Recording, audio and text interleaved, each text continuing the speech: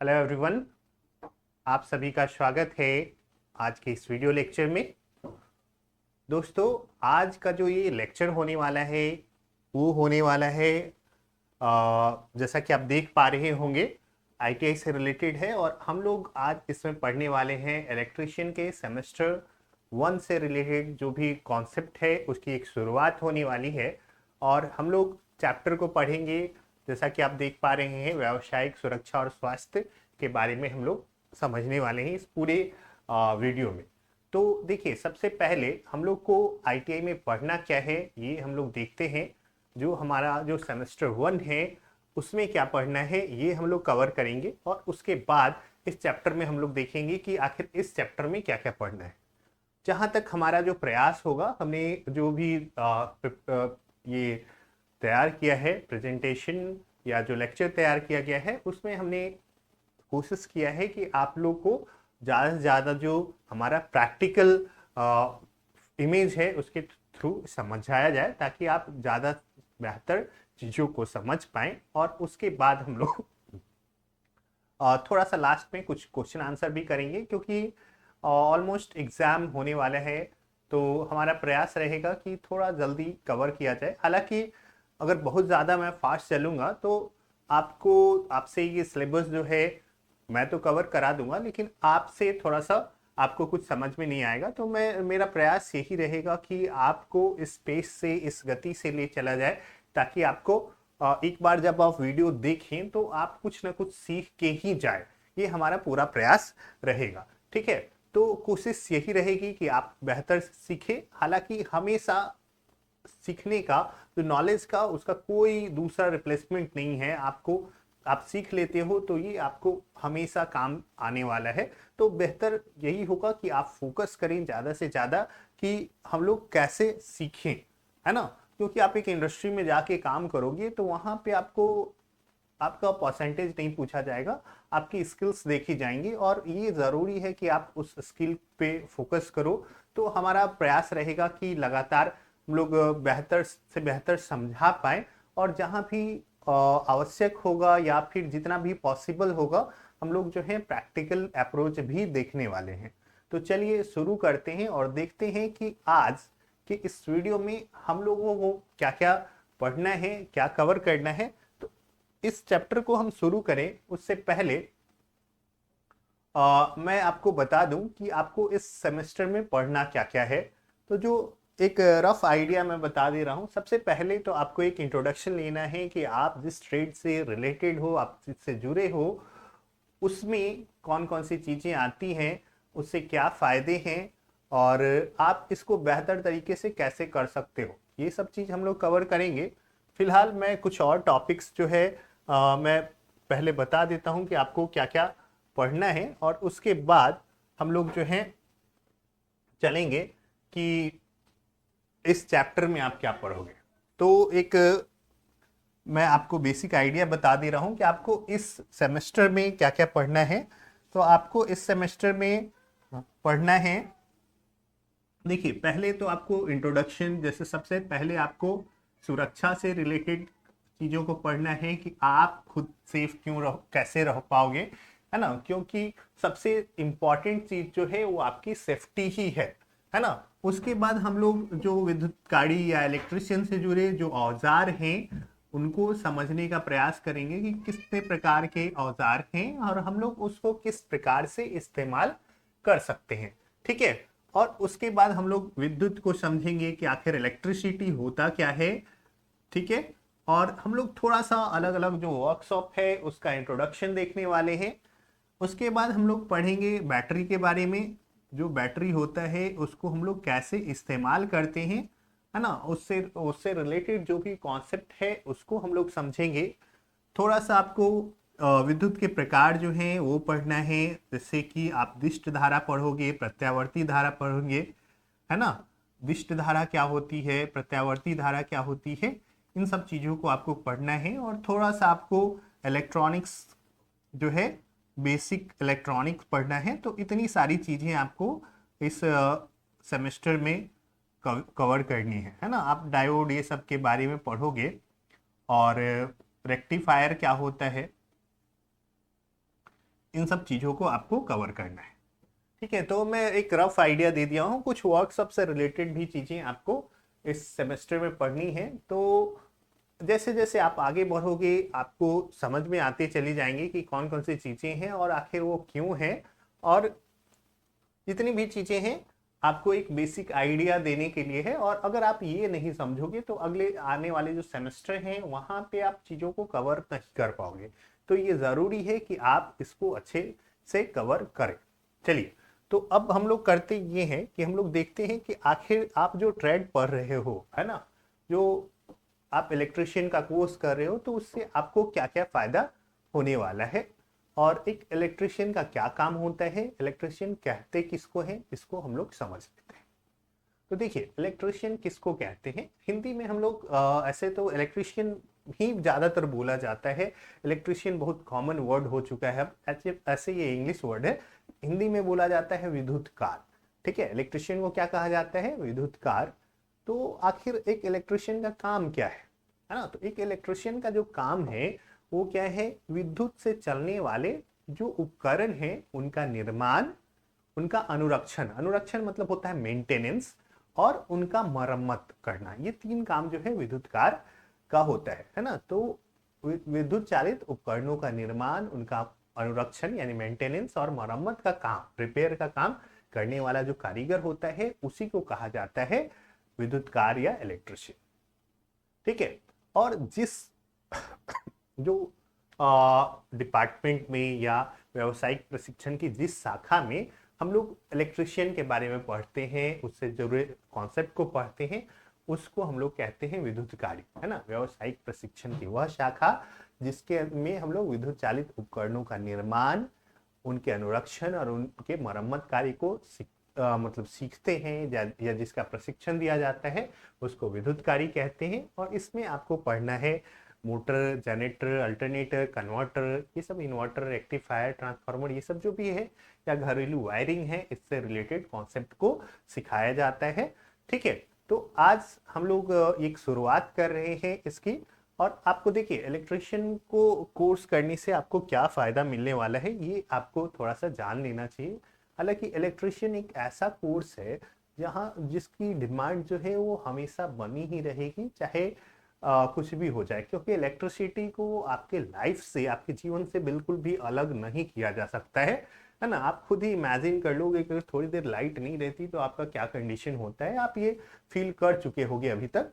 तो आपको इसमें ये समझाने की जरूरत नहीं है कि इलेक्ट्रिशियन जो है का काम कितना इम्पोर्टेंट है। आप आसानी से अगर अच्छे से सीख पाते हो तो आपको एक अच्छा जॉब जो है वो मिल सकता है। लेकिन कंडीशन यही है कि आपको ये कोर्स जो है पूरे मन से और बेहतर तरीके से करना होगा। आप सिर्फ एग्जाम पास कर रहे हो तो इससे आपको कोई रिजल्ट नहीं मिलने वाला है, और आप इधर उधर घूमेंगे ही और आपको कोई जॉब नहीं मिलेगी, इसमें कोई शक नहीं है। तो बेहतर यही है कि आप चीज़ों को अच्छे से सीखें और फिर आप उसका इस्तेमाल करें, और उसके बाद आप चाहो तो कहीं भी अर्न कर सकते हो। नॉलेज का कोई रिप्लेसमेंट नहीं है, आपके पास नॉलेज जितना बेहतर होगा उतनी ज़्यादा आप जो है उतनी ज़्यादा पैसे कमा सकते हो, या और भी जो नए नए चीज़ों को बना सकते हो। ठीक है, तो आप आसानी से आजकल देख रहे होंगे, बहुत सारे आप आसपास सुनते भी होंगे कि लोग जो हैं आज इलेक्ट्रिशियन या आईटीआई करके बहुत सारे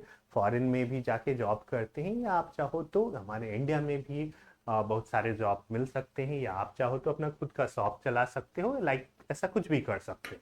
चलिए, तो आगे बढ़ते हैं और देखते हैं कि आज के इस जो वीडियो में हम लोग जो चैप्टर पढ़ने वाले हैं उसमें हम लोग क्या क्या पढ़ने वाले हैं। तो एक देख लेते हैं। चैप्टर का जो नाम है वो है व्यावसायिक सुरक्षा और स्वास्थ्य। ठीक है, जो हम लोग चैप्टर पढ़ने वाले हैं उसका नाम है व्यावसायिक सुरक्षा और स्वास्थ्य।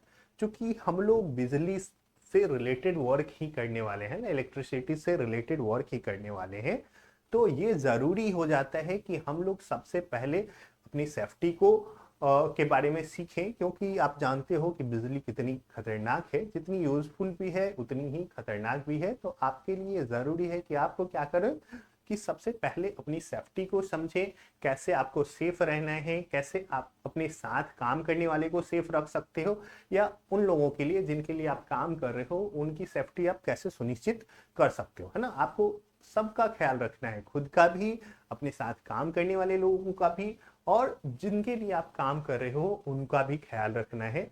तो इन सब के लिए ये जरूरी है कि आप सबसे पहले चीजों को सीखो कि आपको सेफ कैसे रहना है या दूसरों को सेफ कैसे रखना है। और उन सिचुएशन में जैसे कभी, अब चूंकि दुर्घटना का कोई स्पेसिफिक रूल नहीं है कि ऐसा ही दुर्घटना इस सिचुएशन में ही होगी, आप 100% कितनी भी कोशिश कर लो तो आप ऐसा नहीं कर सकते कि 100% आप कह दोगे कि नहीं दुर्घटना बिल्कुल नहीं होने वाली है।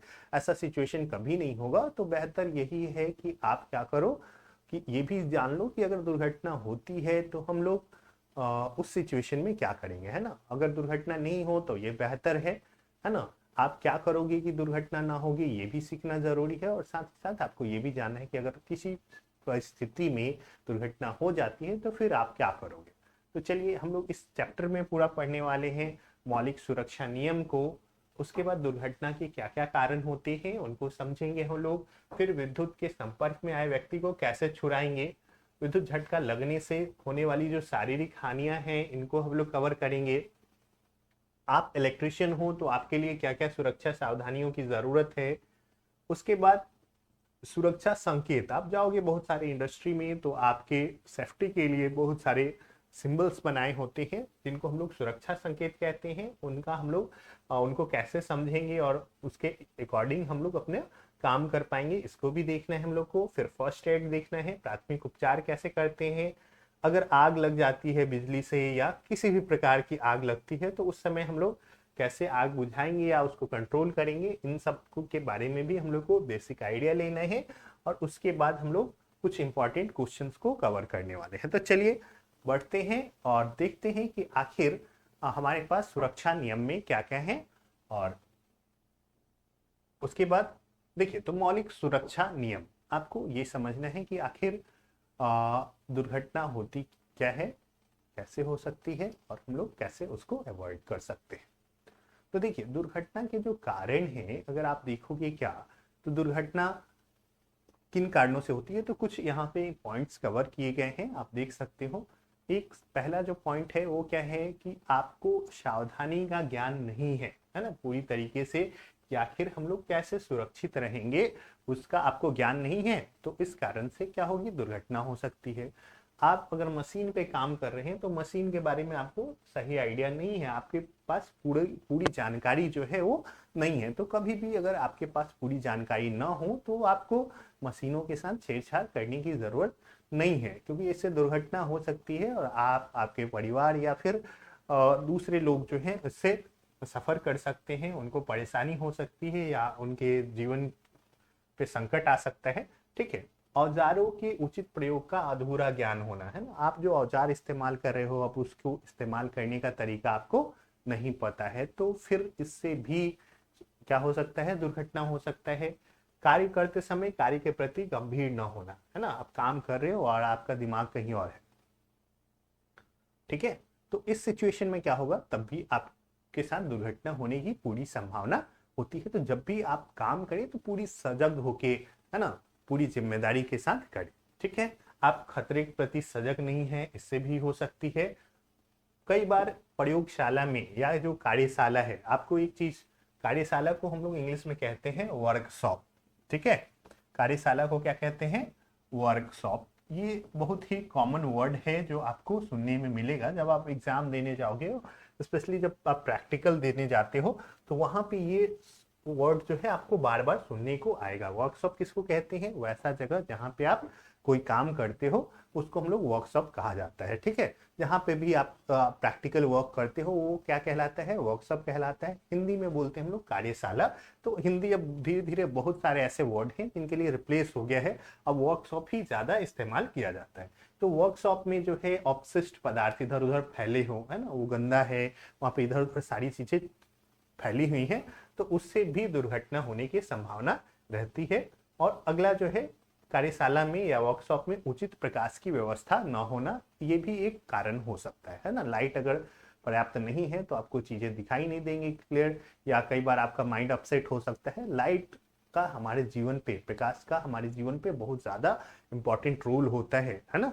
आप देखोगे कि सब जगह के लिए हिसाब से आप जब आगे चैप्टर पढ़ोगे, एक चैप्टर आपको आएगी प्रकाश व्यवस्था, जिसको हम लोग कहते हैं इल्यूमिनेशन, है ना। तो उसमें आप समझोगे कि किस जगह पे कितनी प्रकाश की जरूरत होती है, तो ये भी आपको समझना है। तो प्रकाश का हमारे काम करने के तरीके पे, हमारे जो एफिशिएंसी है उस पे भी बहुत सारा फर्क पड़ता है। तो ये सब कुछ कारण है जिसके कारण दुर्घटना हो सकती है। ये दोनों जो है ना, इन दोनों पे आपको वर्कशॉप जिनका भी है उनका काम है इस चीज को ध्यान दिलवाना, इसको साफ सफाई मेंटेन करना या लाइट दिलवाना। और ये जो है, ये जो जिम्मा यहाँ से यहाँ तक जो है जितने कारण हैं, वो इलेक्ट्रिशियन की खुद की जिम्मेदारी है कि वो इन सब चीजों पे कंट्रोल रखे। ठीक है, चलिए आगे बढ़ते हैं और देखते हैं कि अगर मान लीजिए कि ऐसा हो जाए कि कोई व्यक्ति विद्युत के संपर्क में आ जाए, तो उस सिचुएशन में हम लोग क्या करें। ठीक है, अगर कोई व्यक्ति क्या हो रहा है, विद्युत के संपर्क में आ रहा है, करंट के संपर्क में आ गया, चाहे गलती किसी की भी हो, अगर आ गया तब हम लोग क्या करें। तो देखिए, क्योंकि क्या होता है, बिजली के संपर्क में अगर हाई वोल्टेज है तो थोड़ी देर में ही आदमी की मृत्यु, जो व्यक्ति है उसकी मृत्यु हो सकती है। लो वोल्टेज है तो थोड़ा टाइम लग सकता है। तो जहां तक पॉसिबल हो, आप अगर विद्युत का झटका लगता है तो तुरंत उस व्यक्ति को वहां से अलग करने का प्रयास करना है। तो अलग करने का प्रयास कैसे करेंगे, है ना। अब मान लीजिए कि अगर आप उसको करने जाओगे तो आप भी उसके विद्युत के संपर्क में आ जाओगे और आपके साथ भी कोई दुर्घटना हो जाएगी। तो आपको ये जानना है, जरूरी है कि अगर कोई विद्युत के संपर्क में आ जाता है तो सबसे पहला प्रयास जो होना चाहिए कि अगर आसपास कहीं उस वहां का सप्लाई कट करने का ऑप्शन है तो सबसे अच्छा तरीका यही है कि आप उसको कट कर दें, है ना। मेन स्विच जहां से भी हो, इसका आइडिया आपको होना चाहिए। जब आप वर्कशॉप में काम कर रहे हो तो आपको उसका लेआउट का आइडिया होना चाहिए कि ऐसे वायरिंग किया गया है, यहाँ पे मेन स्विच है, और आप जो भी सुरक्षा के लिए क्या कर सकते हो। अगर कहीं पे करंट फ्लो हो रहा है तो आप कहाँ से बंद कर सकते हो, इसका आपको पहले से ही नॉलेज होना चाहिए। और अगर आप पहली बार जा रहे हैं तो आपके लिए ज़रूरी है कि आप जाके उसको कवर करें, मतलब समझें कि कहाँ पे हम लोग कहाँ से मेन सप्लाई ऑन ऑफ होता है। ये सब आपको पहले पता कर लेना है। ये आपकी सुरक्षा के लिए भी ज़रूरी है और आपके साथ काम करने वालों के लिए भी ज़रूरी है। ठीक है, तो आपको क्या करना है, मेन सप्लाई बंद कर देना है। जो भी मशीन या जहां से भी बिजली आ रही है वहां से, है ना, आपके वर्कशॉप में अगर पॉसिबल हो तो प्लग टॉप आप खींच के निकाल सकते हैं। प्लग टॉप उसको कहते हैं जो प्लग आप लगाते हैं, है ना, बोर्ड में जो प्लग लगाया जाता है उसको प्लग टॉप कहते हैं। वो ट्रायंगुलर जनरली रहता है। हाई वोल्टेज जो रहता है या ज़्यादा पावरफुल जो रहता है उसके लिए कुछ ऐसा शेप रहता है, इसमें से वायर निकला हुआ रहता है, इसको कहते हैं प्लग टॉप, है ना। तो अगर जरूरत पॉसिबल हो तो इसको निकाल दीजिए, है ना। अगर ये दोनों काम पॉसिबल ना हो, मतलब मेन सप्लाई ऑफ करना या प्लग टॉप निकाल पाना, तो आप क्या कर सकते हैं, सूखी लकड़ी ले सकते हैं, उससे डंडा से अलग कर सकते हो उसको, है ना। और इस चीज का ध्यान रखना है कि उसको चोट भी ना लगे, है ना। या फिर कोई मोटा सूखा रबर, मोटा वस्तु हो गया, प्लास्टिक का मोटा वस्तु या रबर की चटाई, ये सब पे खड़े होके आप चाहो तो उसको खींच के निकाल सकते हो। वोल्टेज का खास ध्यान होना चाहिए। अगर बहुत ज़्यादा हाई वोल्टेज है तो आप ऐसा नहीं कर पाएंगे, तो बहुत ज़्यादा हाई वोल्टेज ऐसे भी टाइम नहीं देता किसी को।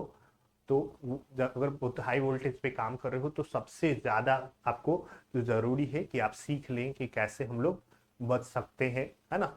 बिल्कुल हाई वोल्टेज के पास आप अगर घर ये सब में वायरिंग कर रहे हो वहाँ पे, या छोटे मोटे वर्कशॉप में हो, तो उतना ज़्यादा फर्क नहीं पड़ेगा, उतना नुकसान नहीं होता है, जान जाने की संभावना बहुत कम होती है। लेकिन अब हाई वोल्टेज पे काम कर रहे हो तो वहाँ पे तो आपको ये पता होना चाहिए कि कब आपको पकड़ के खींचना है और कब नहीं खींचना है ना, क्योंकि आप खुद का जान भी दाव पे नहीं लगाना चाहोगे या नहीं लगा सकते, है कि नहीं।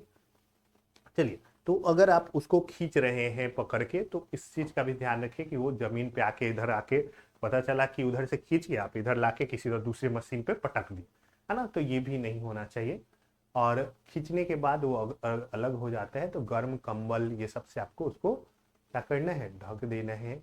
या ठंडी का दिन है तो आग जला दे, उसके चारों भीड़ जरूर हटा देना है उसको, है ना। उसके आसपास से क्या करना है, भीड़ को हटा देना है ताकि ताजी हवा उसको मिल पाए, है ना। गर्मी देना भी जरूरी है। तो ये सब तरीके से आप क्या कर सकते हो, उसको अलग कर सकते हो। क्या क्या हो सकता है अगर हमारे शरीर पे करंट लगा, तो श्वास रुक सकती है आपकी, हृदय गति रुक सकती है, कोई अंग जल सकता है ना, मांस जल सकता है, कहीं से ब्लड निकल सकता है, आदमी बेहोश हो सकता है, और विशेष कंडीशन अगर बहुत ज्यादा है तो उसमें मृत्यु भी हो सकती है। ठीक है, तो इस चीज का आपको खासा ध्यान देना है। आप जब काम कर रहे हो तो आप आखिर आपको क्या क्या सावधानी बरतनी है, ये हम लोग को देखना है। कुछ पॉइंट्स यहाँ पे मेंशन किए गए हैं, मैं आपको बता दे रहा हूँ, है ना। आप यहाँ से देख सकते हो, ठीक है, कि आखिर क्या क्या सावधानी है जो आप जब वर्कशॉप में काम कर रहे हो तो ध्यान देनी चाहिए। तो कुछ मेंशन किया गया है, जब भी वर्कशॉप में काम करे तो आपको सही पोशाक पहन के काम करना है। सब जगह का अपना पोशाक डिसाइड रहता है। अगर वर्कशॉप ऐसा है जहाँ पे बहुत सारी मशीनें हैं तो वहाँ पे लूज ये ड्रेस आप नहीं पहन सकते हो, है ना। जहाँ पे मूवेबल पार्ट है, मशीनें चलने वाली है, तो वहाँ पे आप लूज ड्रेस नहीं पहन सकते हो। तो आपको जब भी काम करना है तो वर्कशॉप में क्या करना है, उचित पोशाक पहन के ही काम करना है। बिजली से अगर आप बिजली के उपकरण पे काम कर रहे हो तो रबड़ की चटाई, सूखी लकड़ी ये सब पे खड़े होके काम करें अगर लगातार आप काम कर रहे हो उस पे, तो ठीक है, इससे आपको करंट नहीं लगेगा। ऐसे वर्कशॉप में ज़्यादातर जगह आप देखिएगा सेफ्टी शू दिया जाता है, और उसके बाद जो हेलमेट है ये सब दिया जाता है। तो बेहतर यही है कि सेफ्टी शू, हेलमेट और ग्लव्स ये सब पहन के आप काम करें, है ना। ज़्यादा हीरोबाजी करने की ज़रूरत नहीं है कि आप बहुत ज़्यादा नॉलेज वाले हो या बहुत बड़े हो कि स्मार्ट खा हो, ऐसा कोई शो करने की ज़रूरत ना है। ठीक है, तो उम्मीद करता हूँ कि आपको चीज़ें जो है वो समझ में आ रही होंगी। और आपको नहीं समझ में आता है तो आप हमें कमेंट कर सकते हैं, या कुछ भी ऐसी समस्या हो तो आप हमें कमेंट करके बता सकते हैं, ताकि मैं और बेहतर जो है इम्प्रूवमेंट करके दे पाऊँ। किसी भी मशीन को अगर आप छू रहे हैं तो उसको छूने से पहले आपको ये सुनिश्चित कर लेना है कि वहाँ पे करंट उसके बॉडी में नहीं आ रहा है। ठीक है, तभी आप छूइए, नहीं तो नहीं छूना ही बेहतर होगा। स्विच ऑन अगर कहीं पे किसी मशीन को कर रहे हैं तो आपको ये भी देखना होगा कि स्विच ऑन कर रहे हैं तो कहीं कोई उस मशीन के पास कोई खड़ा तो नहीं है, किसी ने छुआ तो नहीं है, ऐसा कुछ, है ना। तो ऐसा नहीं कि आप ऑन कर दो और पता चला कि वहाँ पे मशीन चालू हुआ और किसी को पकड़ के लपेट लिया हो, है ना। तो ऐसा भी नहीं करना है, आपको अपने साथ साथ लोगों का भी ख्याल रखना जरूरी है। ठीक है, अगर आप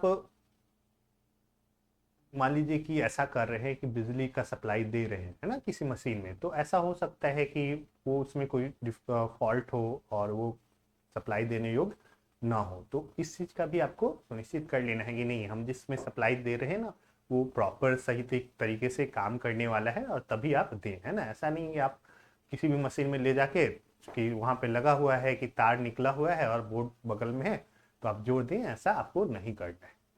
जब भी आप रिपेयरिंग कर रहे हो किसी मशीन का तो हमेशा उसका प्लग टॉप जो है निकाल दीजिए, है ना, और उसके बाद ही उसका मरम्मत कीजिए ताकि किसी भी प्रकार से करंट लगने का कोई संभावना न हो।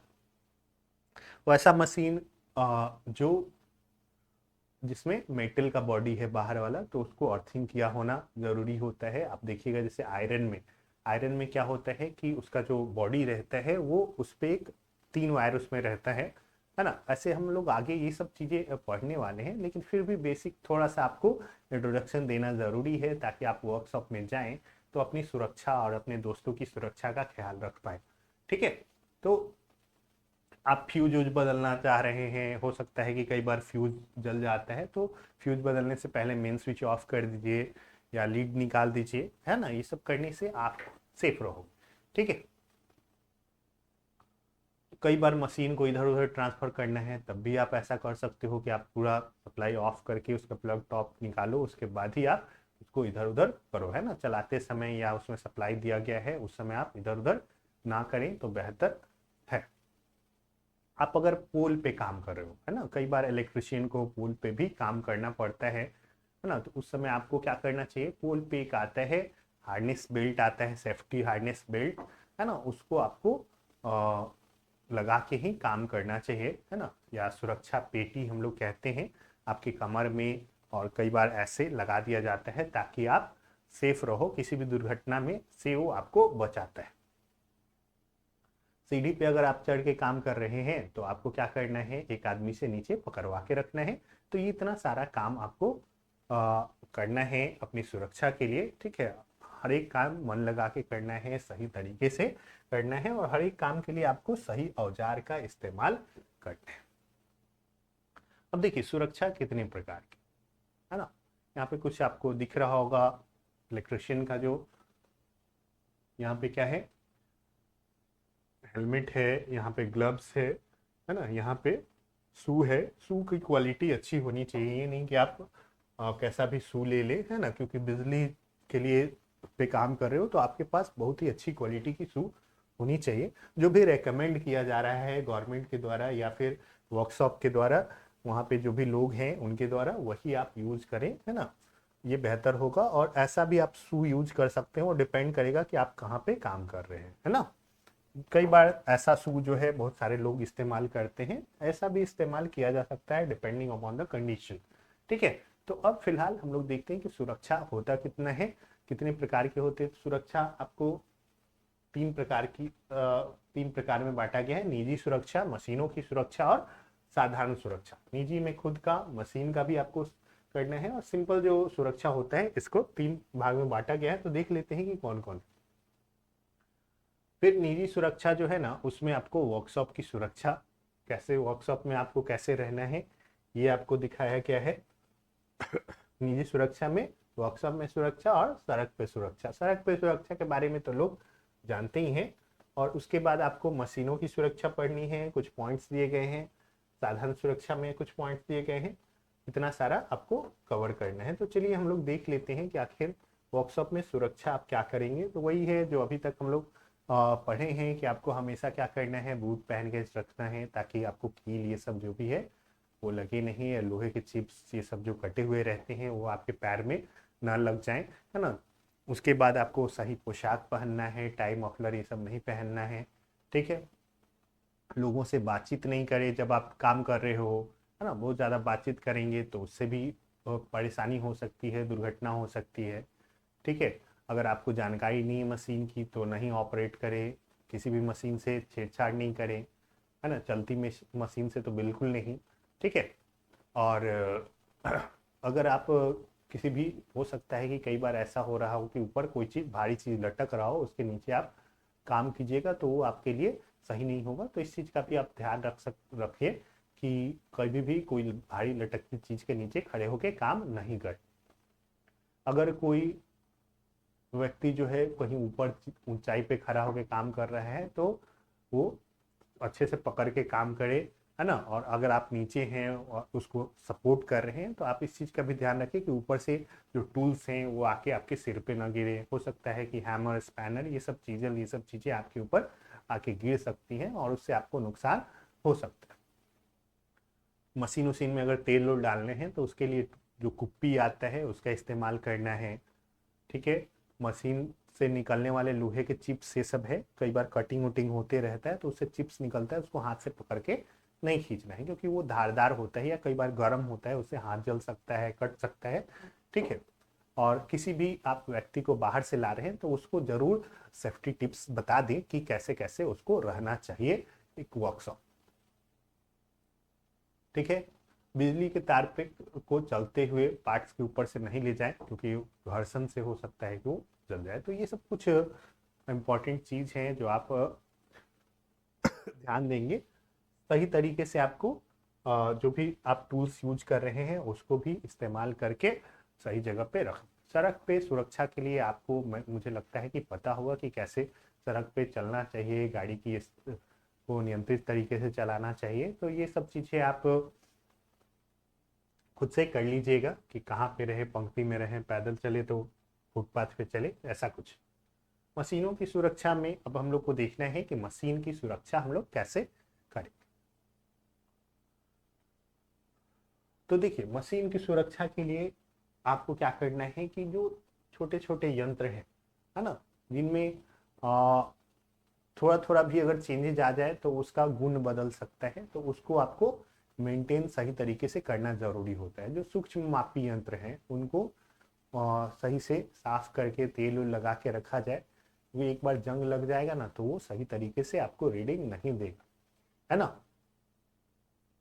तो जब भी आप अपना मशीन या टूल्स इस्तेमाल कर रहे हैं तो उनको साफ उफ करके फिर अलग रखें। सूक्ष्म मापी यंत्र जो हैं जिससे बहुत ही छोटा छोटा वैल्यू मापते हैं उनमें थोड़ा सा भी बदलाव होना और उनके गुण को पूरा बदल सकता है, इसलिए आपको एक बार यूज करने के बाद उसको सुरक्षित स्थान पर जरूर रख देना चाहिए। चलती मशीन पे कोई मेजरिंग इंस्ट्रूमेंट नहीं यूज करना है अगर वैसा उसके लिए नहीं बना है तो, ठीक है। मशीन उशीन जो चल रहा है उस पर टेबल उबल पे हैमरिंग नहीं करना है। हैमरिंग मतलब हथौड़े से मारना, है ना, ये सब आप नहीं कर सकते हो। बहुत सारे ऐसे मशीन होते हैं जो मापने के लिए बने हुए हैं, उस पर हथौड़ी मारिएगा तो उनका क्वालिटी खराब हो जाएगा, उनका मेजरिंग जो क्षमता है वो बदल सकता है, ठीक है। चलती मशीन में गियर नहीं बदलना है ना। गियर क्या होता है ये हम लोग आगे चल के देखेंगे, ठीक है। किसी भी मशीन पे काम करना है तो आपको भली भांति उसको समझ लेना है ना, उससे रिलेटेड जो मैनुअल है उसको पढ़ लेना है, ठीक है। सरफेस प्लेट ये सब पे बार बार हथौड़ी हथौड़ी पे नहीं मारना चाहिए। एक टर्म है जॉब, ठीक है। जॉब किसको कहते हैं, तो जॉब किसको कहते हैं आप ये जानना आपके लिए आ, बहुत ही जरूरी है। कई बार क्या होता है कि हम लोग को कोई काम दिया जाता है बनाने के लिए, है ना, तो उस काम को जो आप कर रहे हो वो आपका जॉब कहलाता है ना। जो आप मशीन बना रहे हो या जो पार्ट्स आप डिजाइन कर रहे हो उसको जॉब कहा जाता है। तो यहाँ पे आप आईटीआई या कर रहे हो तो जॉब का मतलब वो जो जॉब लोग करते हैं नौकरी, वो जॉब नहीं है। यहाँ पे जॉब का मतलब है जो वस्तु आप बना रहे हो उसको जॉब कहा जाता है। तो ये चीज आपको क्लियरली पता होना चाहिए। आप गए एग्जाम देने, वहाँ पे इंटरव्यू में या जो भी वाइवा होता है उससे पूछा जाए कि आपका जॉब कहाँ है या जॉब को कैसे करोगे, है ना, तो आपको उस जॉब की बात, नौकरी वाले जॉब को नहीं समझना है। आपको कौन सा जॉब समझना है, जो सामान आपको तैयार करने के लिए दिया गया है उसको जॉब कहा जा रहा है, ठीक है। तो ये बहुत ही जरूरी है, ठीक है। बहुत सारे बच्चे जो लोग क्लास नहीं करेंगे या नहीं करते हैं उनको ये चीज जो है पता नहीं होता है और वो मतलब अपने इस इंस्टीट्यूट का जो है नाम खराब कर सकते हैं, हंसा सकते हैं, है ना। तो जरूरी है कि अगर आप कर रहे हैं कोर्स तो पूरी ईमानदारी से करें। चलिए अब क्या है कि अगर कोई मशीन का पार्ट खराब हो गया है तो ऐसा नहीं है आप जबरदस्ती उसको चलाए जा रहे हैं कि चलो अब, है ना, आपको कोशिश करना है कि अगर खराब हो गया है तो तुरंत बदल दे, क्योंकि एक पार्ट खराब होने से और उसको लगातार यूज कर रहे हो तो दूसरा पार्ट भी खराब होने का संभावना हो जाता है, ठीक है। अगर आप फाइल यूज कर रहे हो, फाइल फाइल कहते हैं रेती को हम लोग, है ना। अगर आप नई फाइल यूज कर रहे हो कहीं पे उसका इस्तेमाल करना है ना, तो आपको पहले नरम धातु पे उसको चला लेना चाहिए और फिर उसको इस्तेमाल करना चाहिए, ठीक है। एक दो माह तक उसको, और फाइल से जॉब पे मारना नहीं चाहिए, है ना, उसका दांत खराब हो सकता है। एक दो माह तक फाइल को इस्तेमाल करने के बाद उसको धुलवा लेना चाहिए, है ना, इससे वो ज़्यादा दिन तक चलता है। और फाइल की सफाई के लिए अपने पास फाइल कार्ड ये सब रखना चाहिए। तो आपको जहाँ तक हो सके अपने टूल्स का भी पूरा ख्याल रखना है, क्योंकि वही आपको अच्छी क्वालिटी का काम करके देंगे। अब साधारण सुरक्षा की बात करते हैं। साधारण सुरक्षा में कौन कौन सी चीज़ें आती हैं, तो आपको कुछ मौलिक जानकारी होनी चाहिए। कार्यशाला जो है उसको फर्श साफ सुथरा होना चाहिए, कहीं भी तेल उल नहीं बिखेरे या बिखरे हुए नहीं होने चाहिए। स्क्रैप चिप्स ये सब जो होता है, स्क्रैप या चिप्स किसको कहा जाता है, जो आप काट के लोहा ये सब काटे तो उसका पतला पतला जो वेस्ट मटेरियल बच गया उसको स्क्रैप बोलेंगे। और बहुत पतला अगर वेस्ट मटेरियल निकल रहा है तो उसको चिप्स बोला जाता है ना। जो बड़ा बड़ा थोड़ा साइज का होगा उसको स्क्रैप बोलेंगे, है ना। और जो बहुत पतला होगा उसको क्या कहेंगे, चिप्स। आप काट के अगर लोहा ये सबसे निकालते हो, है ना, तो इधर उधर चिप्स या स्क्रैप नहीं फैला होना चाहिए। आग बुझाने का यंत्र जो है वो हमेशा और सुरक्षा सामान तैयार होना चाहिए। सही तरीके से कटिंग टूल का इस्तेमाल करना है। मापने वाले औजार, कटिंग टूल, ये सब सब अलग अलग प्रकार के औजार अलग अलग रखने हैं। मशीन सही दूरी पे लगाएं ताकि आने जाने का रास्ता सही रहे। कार्यशाला में आपको या वर्कशॉप में धूम्रपान नहीं करना है, आपको सिगरेट, बीड़ी, तंबाकू ये सब नहीं खाना है। अगर तेल पड़ा हो इधर उधर तो उसको साफ कर दें ताकि दुर्घटना ना हो पाए। प्राथमिक चिकित्सा का भी प्रबंध होना चाहिए, है ना, फर्स्ट एड वहाँ पे होना चाहिए। और सही ड्रेस आपको पहननी है काम करते समय। इधर उधर आपको दौड़ भाग नहीं करना है, ठीक है। कोई अगर ज्वलनशील पदार्थ है जलने वाला तो आपको उसको सही जगह पे रखना है ताकि दुर्घटना ना हो। बिजली की तार की फिटिंग सही होनी चाहिए, ज़्यादा ढीला नहीं होना चाहिए, है ना। ढीला रहने से स्पार्किंग होकर वो खराब होना है ना। रोशनी होना चाहिए पर्याप्त ना। सीट बेल्ट, अगर मशीन जो है वो बेल्ट ड्राइव या कॉम्बिनेशन ड्राइव से चल रहा है। बेल्ट ड्राइव आप जैसे आटा चक्की में देखते हो जो पट्टा होता है ना, जिससे वो चलता है मशीन, है ना, मोटर से, या पहले जो डीजल इंजन होता था तो वैसा चल रहा है। तो मशीनों के बीच पर्याप्त दूरी हो ताकि कोई दुर्घटना ना हो। तो ये सब सुरक्षा का आपको ध्यान रखना है। आगे बढ़ते हैं और देखते हैं कि सुरक्षा संकेत, है ना, क्या क्या होता है। और उसके बाद हम लोग देखिए, तो सुरक्षा संकेत जो होता है मेनली 4 प्रकार का होता है, जैसा कि आप देख पा रहे होंगे स्क्रीन पे।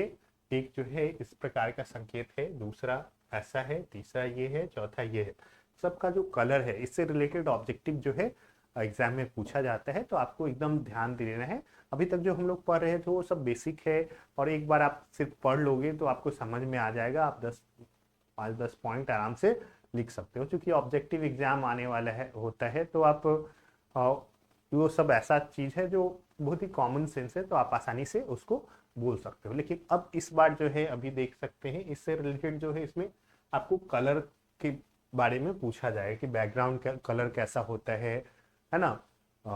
कौन कौन से कलर से चित्र बना होता है, ये सब चीज पूछा जाता है। तो चलिए देख लेते हैं कि हमारे पास सुरक्षा संकेत कितने प्रकार के। सुरक्षा संकेत 4 प्रकार के, ठीक है।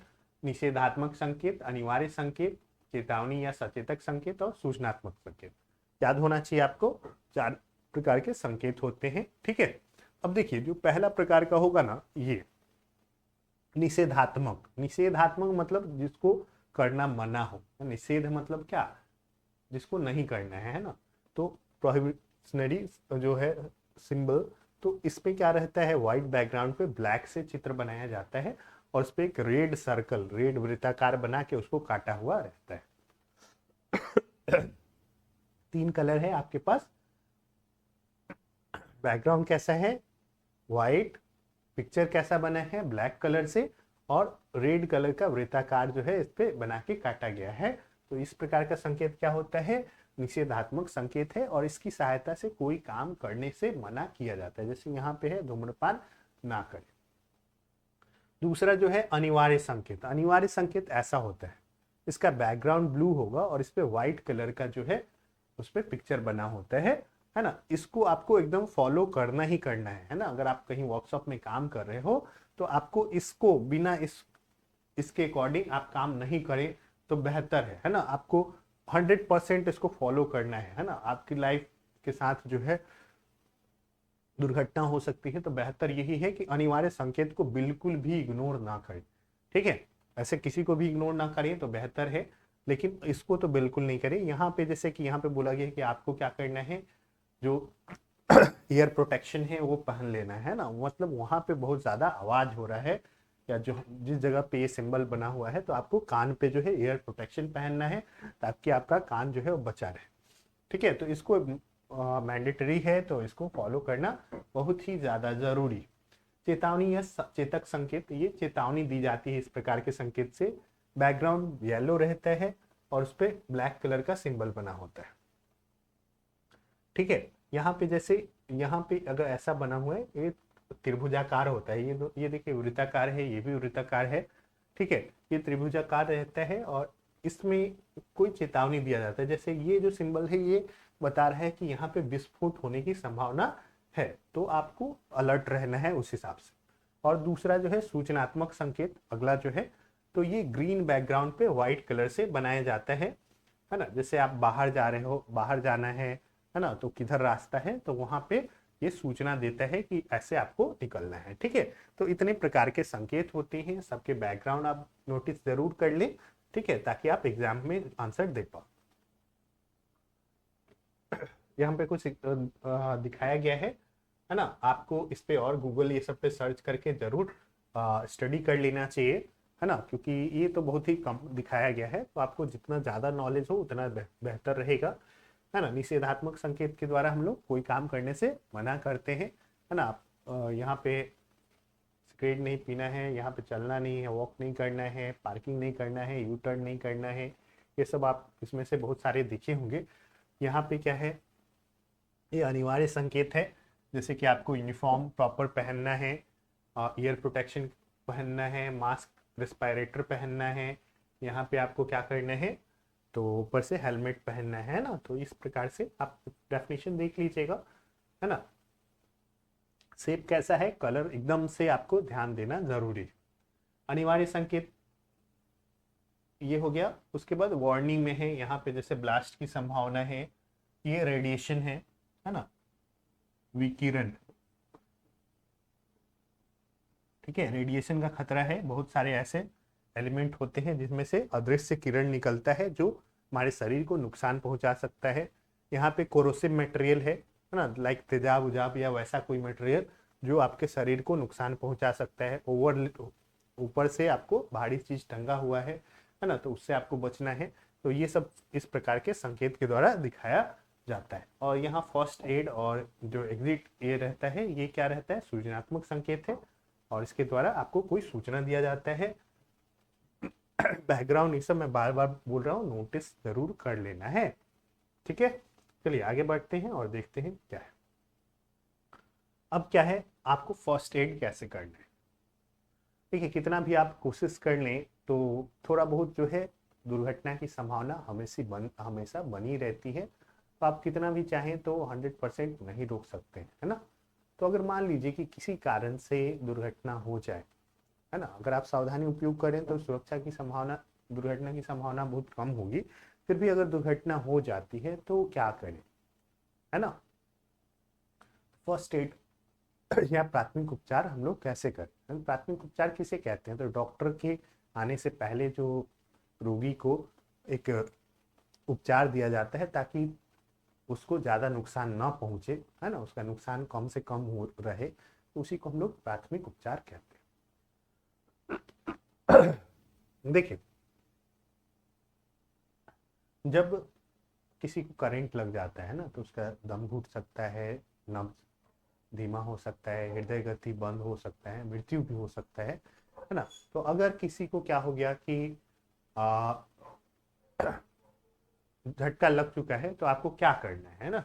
तो डॉक्टर को तो बुलवाएं ही, लेकिन डॉक्टर के आने से पहले कुछ प्राथमिक उपचार जरूर करें। जैसे मुंह में अगर नकली दांत ये सब है, पान तंबाकू ये सब है, तो उसको निकाल दें ताकि उसको सांस लेने में परेशानी न हो। पीड़ित के छालों अथवा जले अंगों को स्वच्छ कपड़े या कागज से ढक देना है ताकि उसमें मच्छर मक्खी ये सब बैठे नहीं और कोई और बीमारी ना फैले। अगर कमरे में हो पीड़ित तो खिड़की दरवाजे ये सब खोल देना है ताकि स्वच्छ वायु जो है उसका आवागमन हो सके। अगर उसको सांस लेने में कठिनाई हो रहा है तो कृत्रिम श्वास प्रक्रिया जो आगे हम लोग पढ़ेंगे वो देना है। सर्दी के मौसम में है तो सर्दी से बचाना है, उसको पलंग दरी चटाई ये सब पे लिटा के कंबल उड़ा देना है, लेकिन मुंह जो है खुला रखना है और उसके चारों ओर से भीड़ को हटा देना है ना। तो इतना सारा आप काम करें ताकि उसको थोड़ा सा रिलैक्स हो और उसकी जो है जो नुकसान है उसकी को ज़्यादा ना हो। एक टर्म अभी आया था, हमने देखा है, कृत्रिम श्वास प्रक्रिया। तो कृत्रिम श्वास प्रक्रिया होता क्या है, कितने प्रकार से हम लोग कृत्रिम श्वास देते हैं, ये हम लोग देख लेते हैं। तो देखिए, कृत्रिम श्वास क्या होता है, कई बार ऐसा होता है कि सांस लेने में परेशानी हो जाती है। अगर इलेक्ट्रिसिटी का जो है विद्युत का झटका लगेगा तो आपको करना क्या है, वो हम लोग को सीखना है, ठीक है। तो कृत्रिम श्वास प्रक्रिया में हम लोग क्या करते हैं, अगर उस सांस नहीं ले पा रहा है वो सही से, तो उसको हम लोग कुछ तरीके हैं जिनको हम लोग फॉलो करके उसके जो श्वास है उसको रिस्टोर कर सकते हैं, फिर से चालू कर सकते हैं अगर थोड़ा बहुत समस्या है तो 3 विधि है, एक सिल्वेस्टर विधि है, एक सैफर विधि है और एक होता है मुंह से मुंह में श्वास लेना। ठीक है। तो देखिए सिल्वेस्टर विधि में क्या करते हैं, तो इस प्रकार से आपको लिटा देना है ना, उसको पीठ के बल और पीठ के पीछे तकिया रख देना है। ठीक है, और तकिया रख दे ताकि सिर हल्का सा नीचे हो जाए और उसके पीछे घुटनों के बल बैठिए, हाथ को ऐसे कीजिए और फिर यहाँ पे लाके उसको प्रेस करना है। ठीक है, फिर ऐसे करना है, फिर लाके प्रेस करना है ना। तो इससे क्या होगा, आपको ये 10 से 12 बार 1 मिनट में करना है, 2-3 सेकंड तक दबाव डालना है सीने पे, है ना। तो इससे क्या होगा कि उसका जो सांस है फिर से रिस्टोर हो सकता है ना। तो 10 से 12 बार आपको करना होता है पर मिनट, है ना। तो इस चीज का ध्यान रखिए, बहुत ज्यादा देर तक दबाए नहीं, है ना, और थोड़ा सा 1-2 सेकंड रुक रुक के ही वो प्रोसेस फिर से रिपीट करें। ठीक है, इस मेथड को हम लोग कहते हैं सिल्वेस्टर मेथड, सिल्वेस्टर विधि। अगला जो है सैफर विधि है। सैफर विधि में हम लोग उसको पेट के बल लिटाते हैं। देखिए अगर पेट के साइड अगर परेशानी नहीं होगा तो पेट के बल लिटाएंगे, अगर पीछे परेशानी नहीं होगा तो पीछे पीठ के बल लेटाएंगे, है ना। डिपेंड करता है कि अब किस सिचुएशन में जो पेशेंट है वो है ना। अगर मान लीजिए कि पीठ के बल ही इधर पीछे ही परेशानी है तो पीछे आप पीठ के बल आप नहीं लेटाएं, है ना। इस चीज का भी आपको ध्यान रखना है। तो इसमें हम लोग पेट के बल लिटाते हैं, है ना, सैफर विधि में। और उसके बाद हम लोग ऐसे हाथ ऐसे करके इस पे सर को डाल देते हैं ना, हाथ पे ऐसे करके, और पीछे दोनों साइड उसके पैर ऐसे फैला के और हल्का हल्का पीछे पीठ पे दबाव डालते हैं, है ना। ऐसा भी 10 से 12 बार आपको प्रति मिनट करना है, थोड़े थोड़े सेकंड के लिए, है ना। तो इससे क्या होता है कि श्वास प्रक्रिया फिर से चालू हो जाती है। ठीक है, अगला है मुंह से मुंह में श्वास देना, है ना। आप देखे होंगे मूवी में, तो जरूर देखे होंगे, जब कोई डूबता है तो उस सिचुएशन में मुंह से मुंह में सांस दिया जाता है। ठीक है, तो आपको क्या करना है, इसको इस सिचुएशन में पीठ जो है उसके पीठ गर्दन के पास यहाँ पे तकिए लगा के और ये जो है सर को हल्का सा पीछे की ओर कर लेना है। ठीक है, और एक हाथ से क्या करना है, उसका नाक को बंद कर देना है, दूसरे हाथ से आ, बंद करते हुए अपने मुंह से उसके मुंह में हवा भरना है। हवा भरते समय इस चीज का भी ध्यान रखना है कि आप जो हवा भर रहे हो पता चला कि इधर से गया और दूसरे साइड से उसी समय निकल गया, ऐसा नहीं होना चाहिए, है ना। आपको ये ध्यान रखना है कि हवा जब आप भर रहे हो तो वो फिर से मुंह से वापस ना निकले और उसका जो ये सीना है वो फैले, है ना, फूलने लगे।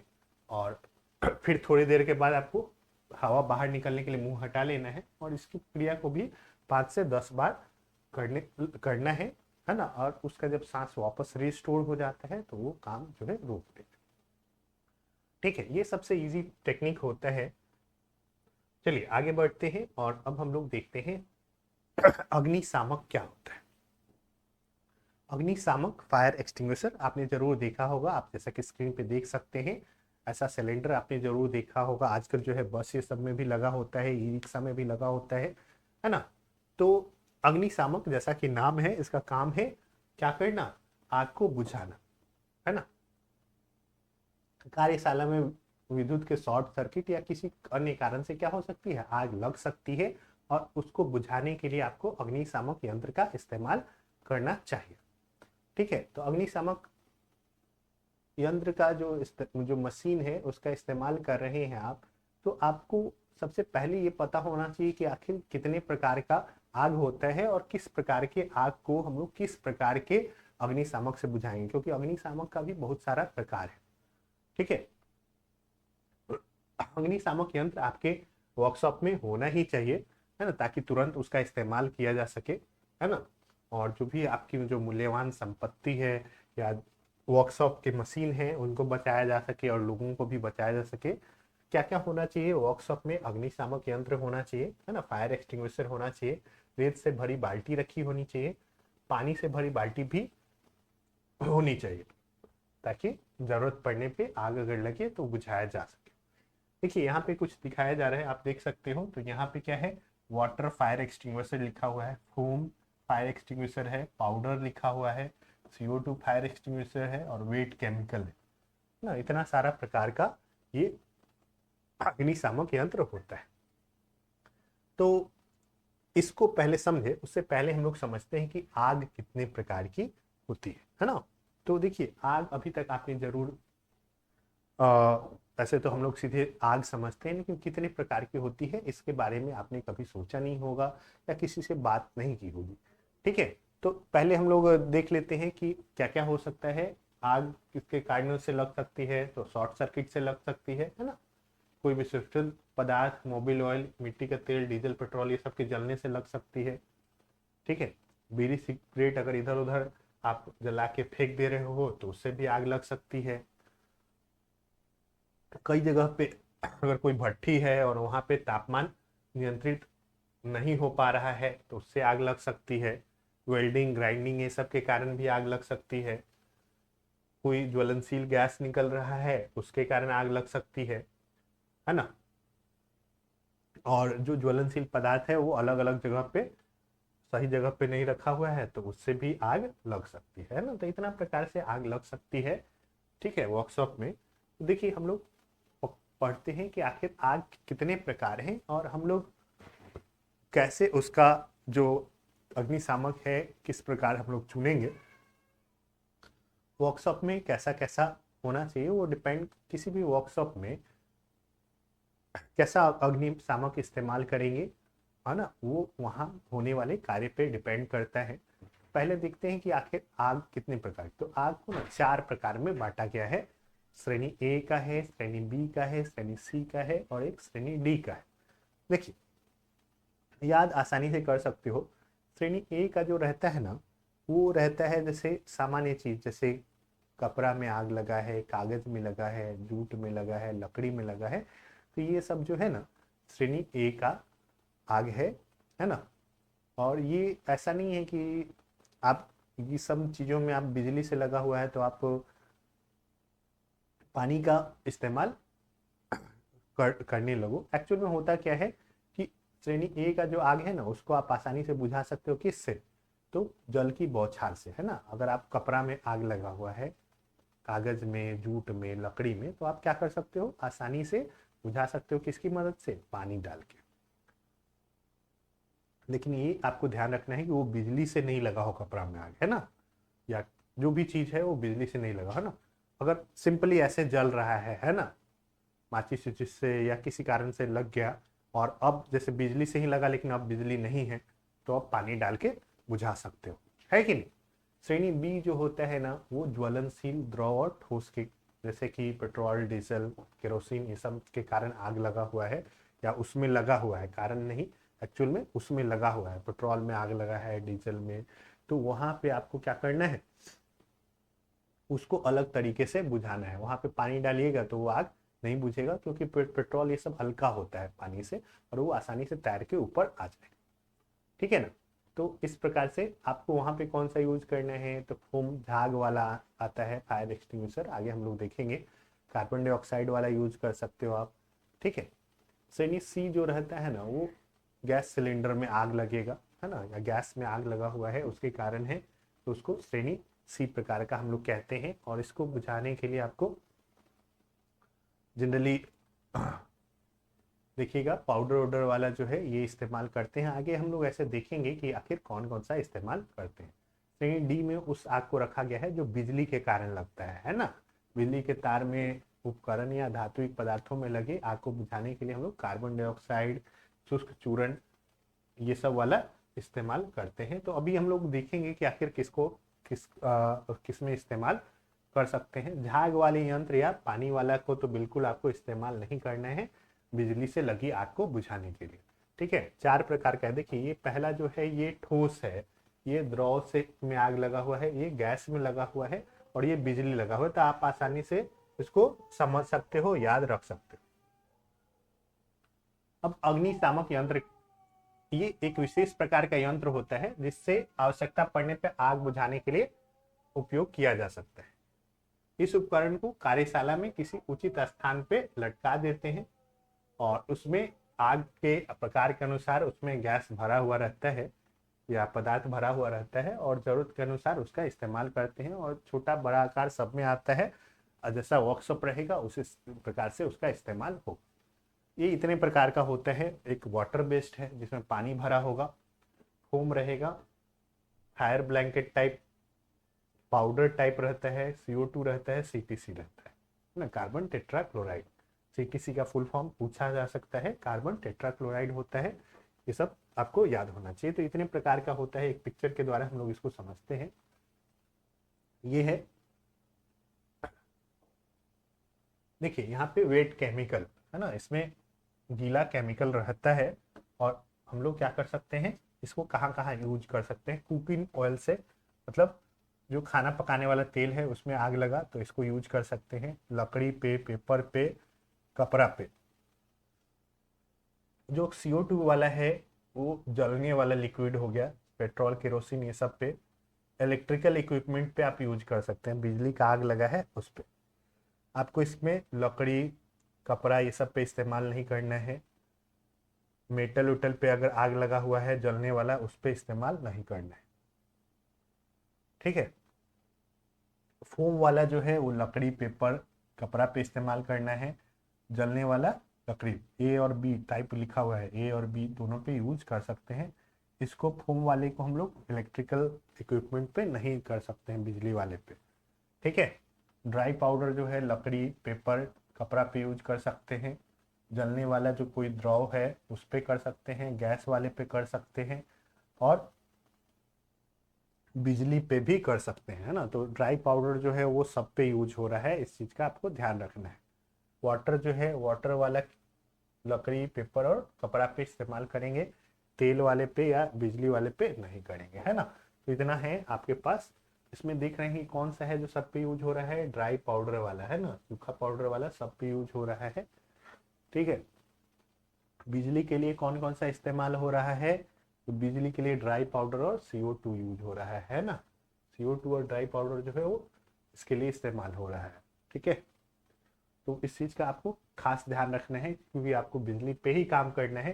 तो आपको कार्बन डाइऑक्साइड वाला फायर एक्सटिंग्विशर यूज करना चाहिए, या फिर ड्राई पाउडर वाला यूज करना चाहिए। हाँ, भले अगर बिजली का सप्लाई ऑफ हो गया है तो आप फिर, अगर मान लीजिए कि लकड़ी में लगा हुआ है या कागज कपड़ा में, तो आप पानी डाल सकते हैं, है ना। लेकिन सप्लाई काटने के बाद, है ना, उसको पूरी तरीके से अलग करने के बाद, ठीक है ना। चलिए, अब देखिए ये सब लिखा हुआ है, आपको क्या करना है। बिजली द्वारा आग बुझाने के लिए इस प्रकार के अग्निशामक का यूज किया जाता है, CTC, कार्बन टेट्राक्लोराइड वाला, ठीक है। इसमें एक स्पेशल हैंडल लगा होता है, आप देख सकते हैं यहाँ पे, मैं दिखा दे रहा हूँ आपको कि किस प्रकार का रहता है। सब में देख सकते हैं यहाँ पे एक इस जगह पे लगा होता है एक पिन, है ना, जिसको क्या करना होता है, निकालना होता है। तो इसका ये लॉक खुल जाता है और उसके बाद आप इस लीवर को प्रेस करते हैं तो यहाँ से ये निकलता है। इसको पहले आपको अलग करके इस पाइप को अलग कर लेना है, मतलब यहाँ से लॉक में से निकाल के सामने जहाँ पे भी करना है, जो पकड़ना है, इस लीवर को निकाल देने पे ये लॉक फ्री हो जाएगा। और उसके बाद आप प्रेस कीजिएगा तो उसमें से जो भी चीज़ भरा होगा वो बाहर आएगा, है ना, और आग को बुझाएगा, ठीक है। तो ऐसे करना है।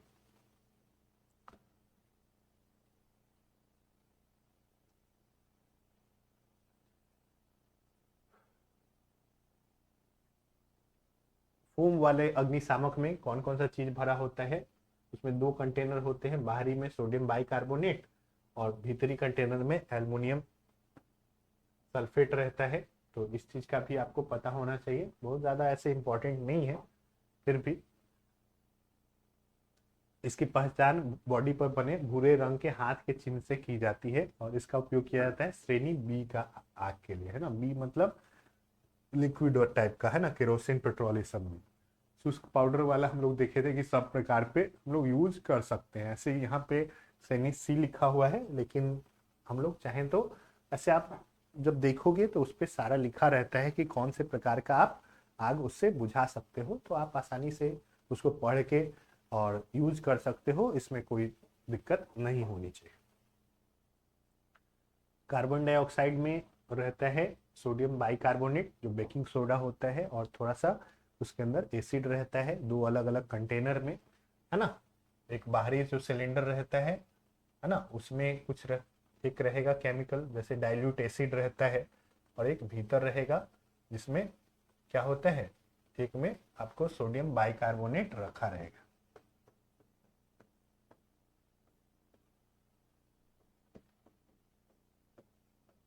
ठीक है।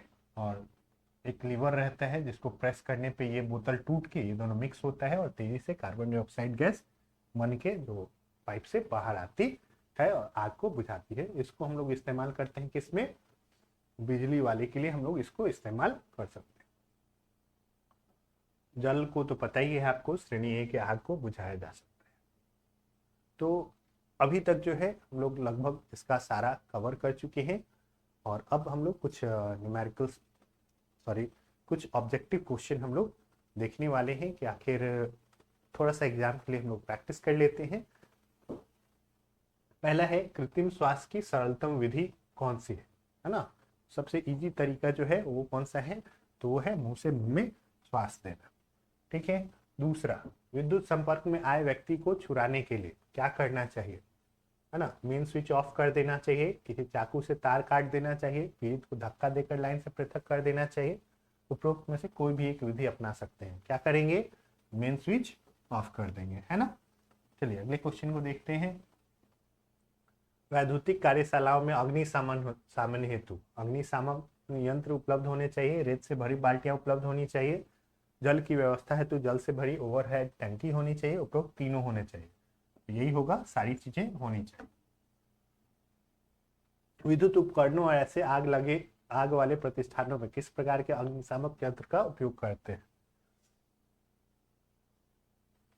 जल वाला नहीं होगा, ये भी नहीं होगा, ये भी नहीं होगा, तो क्या बचा, हेलोन प्रकार का। तो हेलोन प्रकार का, हालांकि हम लोग इसमें पढ़े नहीं है हेलोन प्रकार क्या है, आप खुद से सर्च कर लीजिएगा एक बार। लाल रंग का बॉर्डर तथा लाल रंग की क्रॉस पट्टी किस प्रकार के सुरक्षा संकेत को दर्शाती है। लाल जो था वो किस में था, निषेधात्मक में था। ठीक है। तो यही होगा। अगला, विद्युत तारों में लगी आग को बुझाने के लिए प्रयोग किया जाने वाला अग्निशामक यंत्र कौन सा है। जल युक्त होगा नहीं, झाग वाला होगा नहीं, जल की फुहार नहीं होगा, तो कौन सा होगा, कार्बन टेट्राक्लोराइड युक्त यंत्र। चलिए अगला, तो आप ऐसे छाट भी सकते हो, है ना, कि कौन कौन सा नहीं होगा। विद्युत में तार के संपर्क होने पर एक व्यक्ति को झटका लगता है, झटका लगा व्यक्ति फेंक दिया जाएगा या विद्युत में तार के संपर्क में रहेगा। तो तार के संपर्क में आए व्यक्ति के बचाव के लिए आप क्या कदम उठाएंगे। तत्काल डॉक्टर को बुलाएंगे, उसका हाथ पकड़ कर विद्युत में तार से छुड़ाएंगे, उसे विद्युत में तार से पृथकीकृत करेंगे, अस्पताल ले जाएंगे, है ना।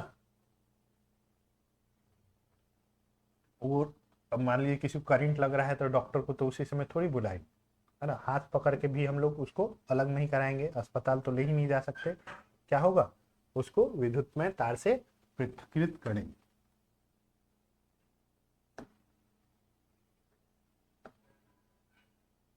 यदि तेल, पेट्रोल या बिजली की आग लगी हो तो आग बुझाने के लिए निम्न यंत्र प्रयोग में लेंगे। तो इसमें कौन सा यूज करेंगे, तो फोम टाइप जनरली यूज करते हैं, है ना। बिजली उजली नहीं, बिजली के लिए तो नहीं यूज करते हम लोग, ये नहीं होगा। तेल के लिए यूज करते हैं CTC, carbon tetrachloride, carbon dioxide, है ना। तो हम लोग कौन सा यूज कर सकते हैं यहाँ पे, CTC, कार्बन डाइऑक्साइड यूज कर सकते हैं। एक मिनट, मुझे कंफ्यूजन हो गया है, मैं देख लेता हूँ एक बार कौन सा था हमारा।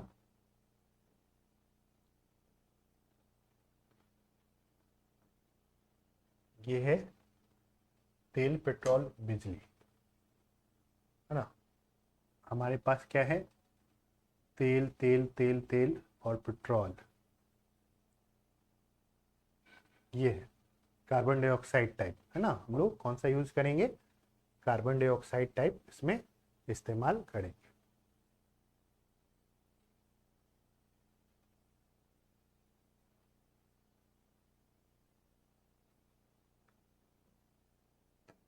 कार्बन डाइऑक्साइड दिया हुआ है, ये वाला ऑप्शन।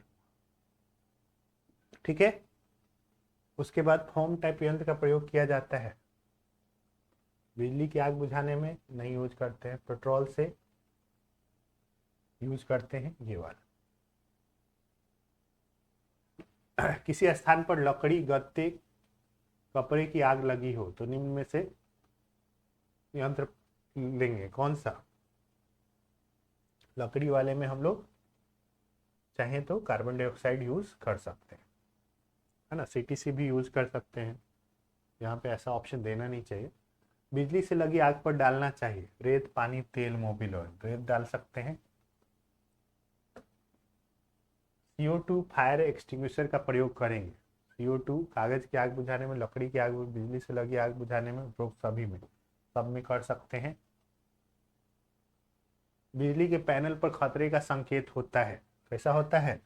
ये है भाई साहब। ठीक है, तो इतना सारा आपको, एक दो क्वेश्चन और है, देख लेते हैं हम लोग। झटके लगे व्यक्ति को क्या नहीं पिलाना चाहिए?